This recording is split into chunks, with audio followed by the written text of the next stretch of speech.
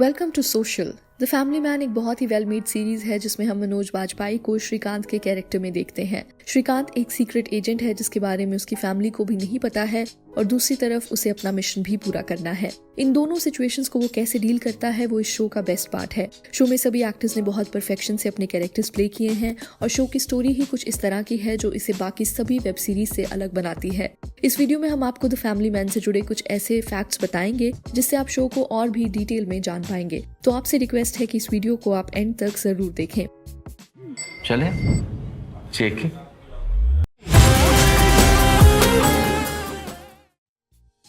Number 1, इस show को बनाने के लिए कई सालों तक रिसर्च वर्क किया गया था।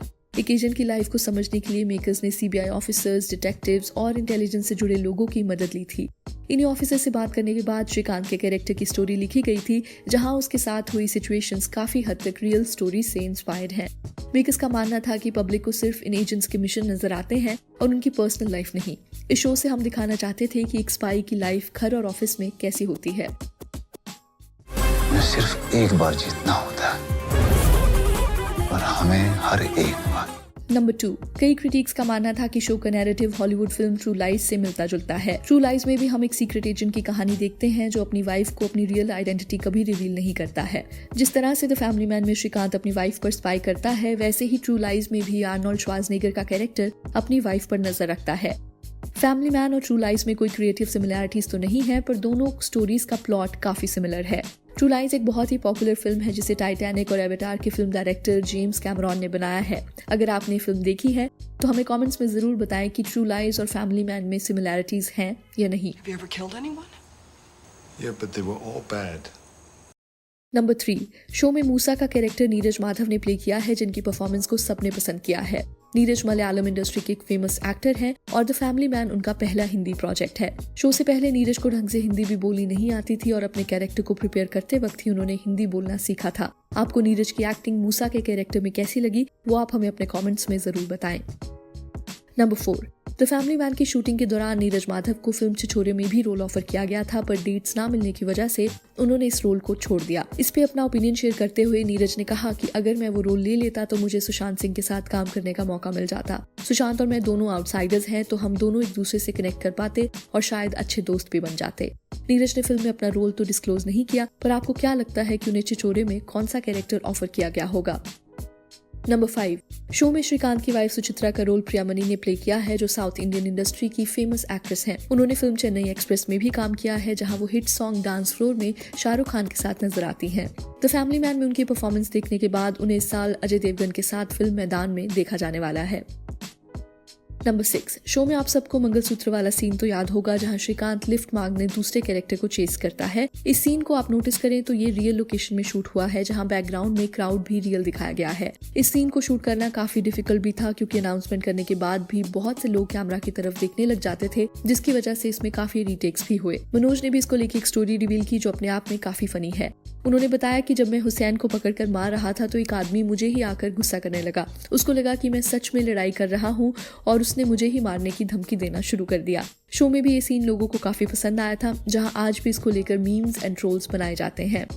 भाग तो तुड़ी के देखता हूँ कितनी दूर भागता है। नंबर 7, द फैमिली मैन के डायरेक्टर्स राज एंड डीके अपनी कल्ट फिल्म्स के लिए जाने जाते हैं, जहां उन्होंने 99, शोर in the city, go Goa gone जैसी फिल्म्स बनाई हैं। बहुत सालों से वो एक स्पाई थ्रिलर बनाना चाहते थे, जहां पहले उन्होंने फिल्म अ जेंटलमैन से एक स्पाई फ्रेंचाइजी शुरू करने की भी कोशिश की थी। फिल्म बॉक्स ऑफिस पर फ्लॉप रही और इसी वजह से फ्रेंचाइजी कभी कंटिन्यू नहीं हो पाई। बाद में जब उन्हें द फैमिली मैन का आइडिया आया तो वो दोबारा एक फिल्म नहीं बनाना चाहते थे। उन्हें लगा कि स्टोरी को एक वेब सीरीज के तौर पर बनाया जा सकता है, जहां लॉस होने के चांसेस भी कम रहते हैं। द फैमिली मैन राज और डीके की पहली वेब सीरीज है और इस वेब सीरीज से दोनों का करियर भी रिवाइव हो गया है। Yes You Rishi? सॉरी, ऋषि कौन?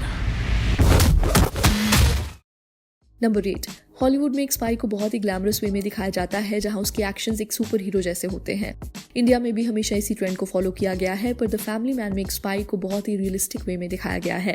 अगर आप नोटिस करें तो श्रीकांत एक बहुत ही रिलेटेबल सा कैरेक्टर है, जिसको देख के आपको बिल्कुल नहीं लगता कि वो एक स्पाई हो सकता है। और शो के मेकर्स भी इसी कॉन्सेप्ट को दिखाना चाहते थे, जहां वो जेम्स बॉन्ड जैसा स्पाई नहीं बल्कि एक इंडियन स्पाई का नैरेटिव ऑडियंस के सामने लाना चाहते थे। हमें भी यही लगता है कि इस शो के थ्रू ऑडियंस को एक नई तरह का स्पाई देखने को मिला है, जिससे हम इजीली रिलेट कर सकते हैं। नंबर 9, द फैमिली मैन की जब कहानी लिखी जा रही थी तो श्रीकांत का कैरेक्टर मनोज बाजपेयी को ही ध्यान में रखकर लिखा गया था। मेकर्स ने ऑलरेडी मनोज को कई अलग तरह के रोल्स में देखा था और वो जानते थे कि श्रीकांत के कैरेक्टर में मनोज बिल्कुल फिट बैठेंगे। मेकर्स का कहना गलत नहीं था क्योंकि मनोज एज श्रीकांत सबको काफी पसंद आए। आप भी हमें अपने कॉमेंट्स में बताएं कि आपको मनोज बाजपेयी की परफॉर्मेंस एज श्रीकांत कैसी लगी। नंबर 10, शो के रिलीज होने के बाद ऑडियंस का कहना था कि श्रीकांत का कैरेक्टर मनोज की रियल लाइफ पर्सनैलिटी से बहुत मिलता जुलता है, जिसके बारे में मनोज को भी कई इंटरव्यूज में क्वेश्चन किए गए। मनोज का मानना है कि श्रीकांत और उनमें कोई सिमिलैरिटीज नहीं है। जिस तरह से श्रीकांत हर सिचुएशन में मल्टीटास्किंग करता नजर आता है, वहीं मनोज अपनी लाइफ में बहुत रिलैक्स्ड और कंपोज रहते हैं। मनोज ने कहा कि श्रीकांत एक ऐसा आदमी है जो देश के साथ साथ अपनी फैमिली को भी मैनेज करता है और मुझसे एक टाइम पर सिर्फ एक ही चीज मैनेज होती है। Our whole marriage is a sham. Sham, huh? Bogus. Number 11, Shreya Dhanvantari show में जोया के कैरेक्टर में नजर आती हैं और उनको एक एडवर्टाइजमेंट में देखकर ही कास्ट किया गया था। श्रेया इससे पहले अमेजॉन की एक एडवर्टाइजमेंट में नजर आई थी जिसमें उनकी स्क्रीन प्रेजेंस देखकर ही उन्हें द फैमिली मैन के लिए अप्रोच किया गया था। Number 12, reality show big boss के बारे में आप सभी जानते होंगे, पर शायद ही आप जानते होंगे कि बिग बॉस के नैरेटर विजय विक्रम सिंह भी द फैमिली मैन में नजर आते हैं। शो में उन्होंने ऑफिसर अजीत का रोल प्ले किया है जहां उनके कई सीन्स मनोज बाजपेयी के साथ हैं। नंबर 13, फैमिली मैन नाम की 2 हॉलीवुड फिल्म्स भी हैं और दोनों ही फिल्म्स काफी अच्छी हैं। एक फिल्म में actor Nicolas Cage as lead नजर आते हैं जहां उसकी लाइफ एक सेकंड में बदल जाती है जब उसे पता चलता है कि उसकी एक फैमिली भी है। अब दूसरी फिल्म की बात करें तो इस फिल्म का नाम भी अ फैमिली मैन है और उसमें हम एक स्टॉक ब्रोकर की कहानी देखते हैं जिसके पास अपनी फैमिली के लिए बिल्कुल भी टाइम नहीं होता है। ये भी एक बहुत ही हार्ट वार्मिंग फिल्म है जो आपको जरूर देखनी चाहिए। Everything I need, I already have. Never fade. Number 14, अगर आप नोटिस करें तो शो में ज्यादातर इंडी सॉन्ग्स को ही लिया गया है। ये डिसीजन भी बहुत सोच समझ कर लिया गया था जहां मेकर सिर्फ इंडी म्यूजिशियंस के गानों को ही फीचर करना चाहते थे। हिंदी, तमिल, मलयालम, कश्मीरी और बलूची लैंग्वेजेस के गाने पूरी सीरीज में यूज किए गए हैं जो हर सिचुएशन को एक ऑथेंटिसिटी देते हैं। शो में द लोकल ट्रेन और अंडरग्राउंड अथॉरिटी जैसे इंडी बैंड्स के सॉन्ग भी ऑफिशियल साउंड ट्रैक में लिए गए हैं। एक स्पाई शो के लिए इसका साउंड ट्रैक काफी अलग है और आप भी हमें कमेंट्स में बताएं कि शो से आपका फेवरेट सॉन्ग कौन सा है। नंबर 15, शो में आपने ऑफिसर इमरान पाशा के कैरेक्टर को जरूर नोटिस किया होगा जो एक बहुत ही सीरियस कैरेक्टर है। इमरान का रोल किशोर कुमार ने प्ले किया है जिनके बारे में आप शायद ही जानते हो। किशोर एक पैन इंडिया सिनेमा से जुड़े एक्टर हैं जिन्होंने 80 से भी ज्यादा फिल्म्स में काम किया है। द फैमिली मैन उनका पहला हिंदी डेब्यू है। इसके बाद उन्होंने नेटफ्लिक्स की वेब सीरीज शी में भी एक इम्पॉर्टेंट रोल प्ले किया है। नंबर 16, किशोर कुमार के एक्टर बनने की जर्नी में मनोज बाजपेयी का भी एक तरह से कंट्रीब्यूशन रहा है। हुआ यूं कि 1999 में जब फिल्म सत्य आई थी तो उस फिल्म से मनोज बाजपेयी ने इंडस्ट्री में एक नया ट्रेंड ला दिया था जहां डार्क कैरेक्टर को लीड रोल में कास्ट किया जाने लगा। किशोर उस वक्त एक्टिंग सीख रहे थे और उन दिनों इस फिल्म को देखने के बाद उन्हें मोटिवेशन मिली थी कि आगे जाकर वो भी मनोज की तरह फिल्म्स में एक्टिंग कर सकते हैं। मुंबई का किंग कौन? वीकू महात्रे। नंबर 17, मनोज बाजपेयी और किशोर ने एक साथ पहले भी काम किया है जहां वो एक तेलुगु फिल्म हैप्पी में नजर आते हैं। फिल्म के लीड हीरो अल्लू अर्जुन थे पर फिल्म में मनोज और किशोर के रोल्स भी इंपॉर्टेंट थे। दोनों एक्टर्स फिल्म में पुलिस ऑफिसर का रोल निभाते हैं और दोनों परफॉर्मेंसेस काफी एंटरटेनिंग है। नंबर 18, अमिताभ बच्चन और रेखा की फिल्म सिलसिला एक आइकॉनिक फिल्म है जिसके कुछ सीन्स श्रीनगर एयरपोर्ट पर भी शूट किए गए थे। ये बात 1981 की है और उसके बाद किसी भी फिल्म की शूटिंग उस एयरपोर्ट पर अलाउ नहीं की गई थी। द फैमिली मैन पहला ऐसा शो है जिसे श्रीनगर एयरपोर्ट पर शूट करने की परमिशन दी गई। शो में जब श्रीकांत कश्मीर में लैंड होता है तो वो सीन्स श्रीनगर एयरपोर्ट पर ही लिए गए हैं। इससे पहले 37 ईयर्स तक किसी इंडियन फिल्म को वहां शूट करने की परमिशन नहीं दी गई थी, पर जब अथॉरिटीज को बताया गया कि वहां मनोज बाजपेयी के सीन्स शूट होने वाले हैं तो अथॉरिटीज को लगा कि अगर मनोज इस प्रोजेक्ट से जुड़े हैं तो एक अच्छा प्रोजेक्ट ही होगा। इसके बाद जब मनोज श्रीनगर पहुंचे तो पूरा स्टाफ उन्हें देखने आ गया और श्रीनगर एयरपोर्ट के ऑफिशियल ट्विटर हैंडल पर भी इमेजेस शेयर की गई थी।